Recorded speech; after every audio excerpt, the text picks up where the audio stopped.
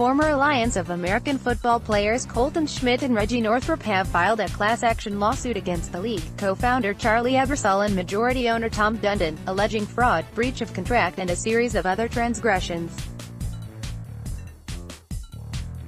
The suit comes a little more than a week after the AAF suspended operations, reportedly at the behest of Dundon, who had committed to provide a $250 million line of credit to the AAF barely 6 weeks prior.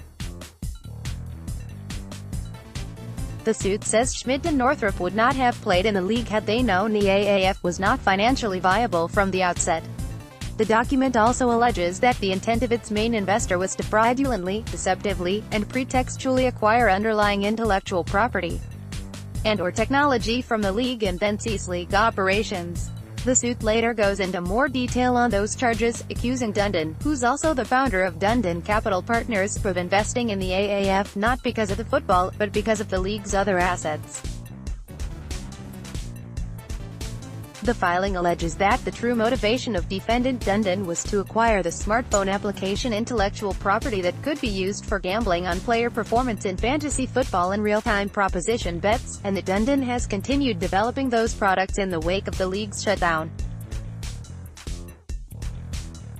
That language seems to be in line with previous reports indicating that Dundon might have hoped to spin off the AAF's tech assets into a separate business.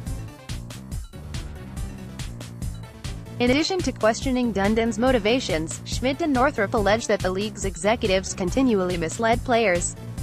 The suit quotes Ebersol saying shortly after the announcement of the AAF's formation last year that, if you are not committed for 7 to 10 years, you are not taken seriously. Dundon made similar statements in the wake of his investment in February, saying the league was good for many years to come with what I just did. There's also, of course, the matter that players signed 3-year contracts with the AAF, agreeing to be paid $70,000 for the inaugural season, $80,000 in year 2 and $100,000 in the final year of the deal.